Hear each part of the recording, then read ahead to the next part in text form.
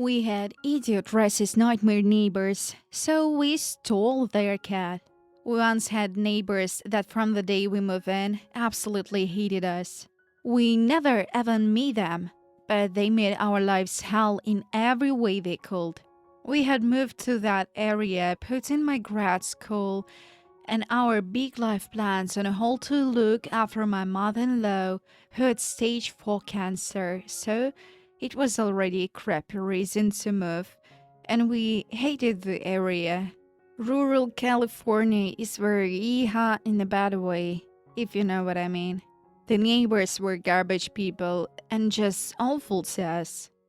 They never did anything illegal per se, but every petty thing you can think of to make our lives shitty, they did. For example, our water hose wasn't there alone after I watered my roses but about 2 inches. It was cold mostly on our side, but I wasn't done watering and just stepped into the house for a few minutes for lunch break. While I was inside, they cut the 2 inches of it that was on their property and threw it in our yard, but left the rest of the house that was on our side. Absurdly petty. They had never ever met us or spoken to us. Finally, about 2 years of this, I was talking with my across the street neighbor about it, and she told me they were treating us that way because they thought we were illegals. I'm Native American and my spouse is Hispanic, but they thought we were both Mexican. I asked he why they thought we were from Mexico, and she said before we moved in, some of our forwarded mail accidentally ended up in their box, and it had your Mexican address on it. New Mexico. We are from New Mexico. These idiot racists thought we bought a home in an upscale neighborhood in coastal California with cash, and we come straight from Mexico to do it, so we must be part of cartel and here illegally. They had concocted this whole narcos scenario because my husband's last name is Lovato. It's not but a similar old Hispanic name widely used. We're darker than they deemed appropriate. We bought our home with cash. We had sold our starter house. We put years of back-breaking work into renovating and make a killing on it. And they didn't know New Mexico is a fucking US state. It was all so absurd. Don't worry, the story has happily ending. When we moved out after my mother-in-law passed, I wrote them a long letter telling them how embarrassingly stupid they are. I'm native, so I was sure to tell them they were the ones trespassing in my land, gained illegally by their government, and how they were gain assholes for making what was really hard time on my husband, who was dealing with the slow death of his mother. A highly respected physician in the area, so yeah, not an illegal cartel member, and even worse time, so I hope they're proud of themselves. Then we stole their cat.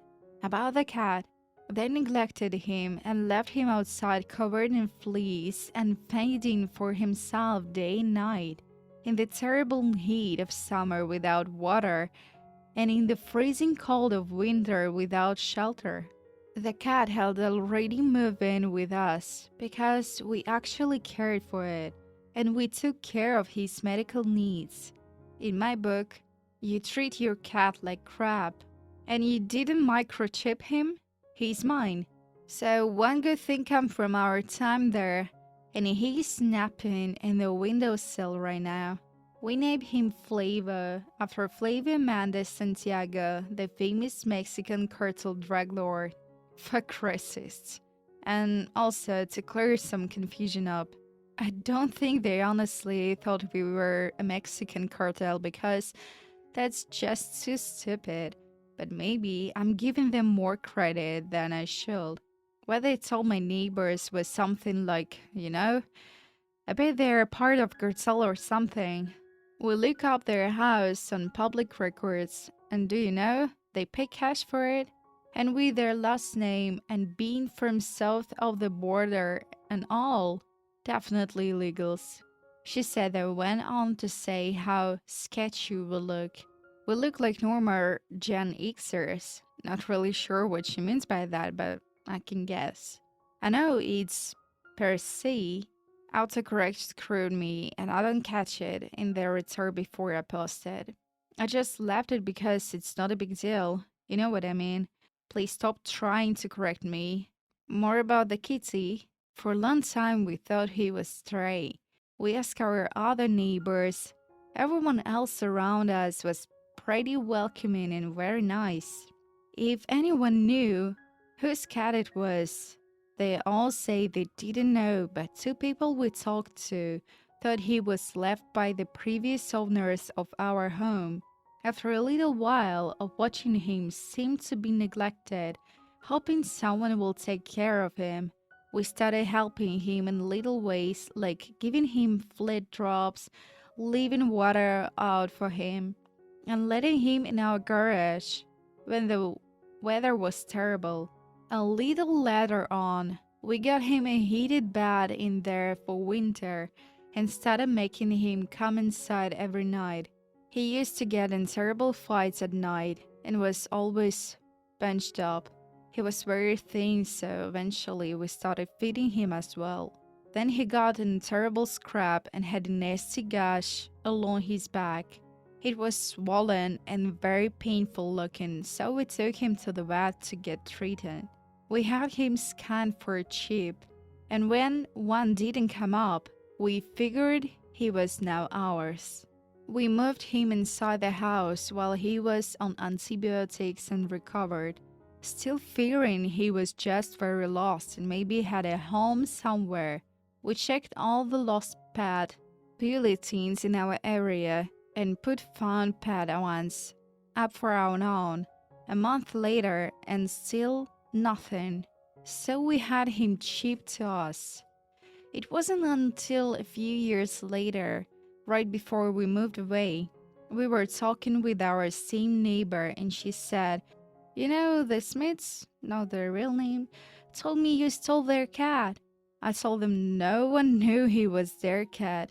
If they wanted him back, all they had to do was to ask your guys at any time, and that you're very nice people. She said they just snickered at the prospect and walk away. So, fuck them.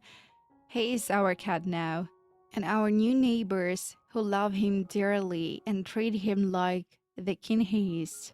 They treating him like shit. They treated us like shit. We took their cat and never looked back. And also, because this wasn't long enough. Some people keep saying I should have just talked directly with my neighbors. Others are focused on them cutting my house and saying that is properly damaged and I shouldn't have reported them. I will address the first two topics, but I honestly don't care if some people think my story isn't true. I envy the sheltered and privileged lives that live where system racism and illogical leaps based on their racism is so out there of a concept. It must be fake. Like, victors aren't a thing, and people don't get fatally shot for just turning around in someone's driveway. People keep forcing on the house they cut, which is just the tip of the iceberg of petty, shitty thing they did to us. There is another great example to follow, saying we shouldn't have called the cops for property damage. We were supporting a dying parent, watching as she deteriorated painfully every day. The last thing we had bandwidth for was escalating a petty war with sneaky, nincompoop presses that had nothing better to do than make our lives even shitter. After I found out why they didn't like us, I wrote them a long letter as a peace offering in hopes the shitty behavior could be stopped. We didn't even have aspersions of a cordial relationship. A silent, neutral one will have sufficed. In it, I outline where we are from and why we were living there. I don't feel the need to tell them how we bought our house with cash because seriously, people buy homes outright for lots of reasons, mostly non cartel related, so I don't think it was relevant. I told them we are very nice people and good neighbors. If they're just, please consider not treating us and our property so badly. We could ignore each other and both be happy. Crickets.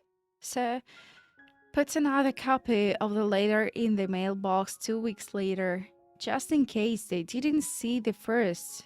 Of whatever reason, a few days later, there is a knock on our door, and it's the police. They said they had a complaint that we were stealing other people's mail and messaging with our neighbor's mailbox. We were floored. I told them I know exactly who called them and explained the situation, even showing them a copy of the letter I sent twice. They weren't concerned and just told us it's the best not to try and make a peace. Just ignore them the best we can. They suggested we put up security cameras so the neighbors can't accuse us of anything in the future and went on their way. The cops don't care about a cut house or someone messing with mailboxes. We put up a few cameras for our own safety, and that's all we had energy for. So, yes, I tried to reach her pretty early on.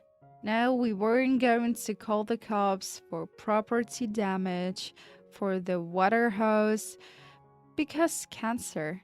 If they had damaged our cars or broken a window or something outright destructive, then sure, we absolutely will have. But a bunch of petty, inconvenient instance of shitty neighboring wasn't worth escalating to us. Naming the cat Flavio is Chief's kiss. It's nice when revenge is also the right thing to do. Hope you get better neighbors. I don't get that they're serious, though they have their cartel next door and acted like that.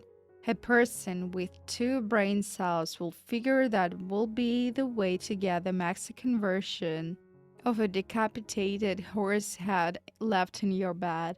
You got careful neighbors. You're the most polite neighbors anyone could imagine.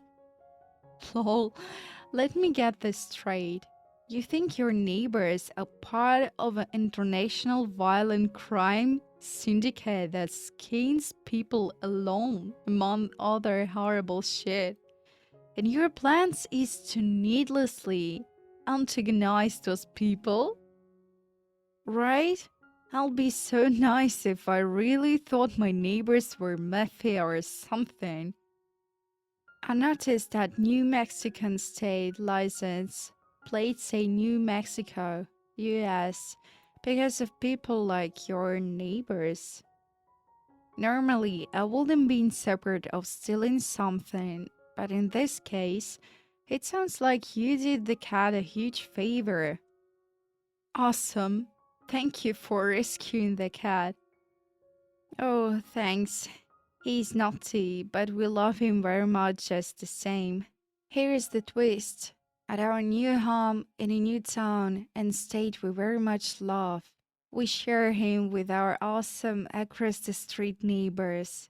They spoil him rotten, and he has his own setup over there with food and soft beds and toys and potty boxes. My neighbors now are all retirees with no pets of their own, and he makes him rounds every day, visiting, getting scratches, rubbing legs, and generally making everyone's day. We call him the ambassador, and people sometimes send him home with cute little messages for us on his collar detailing their afternoon with him. Stuff like, I helped Georgia dig up carrots from her garden today. Give extra treats, please. He definitely upgraded.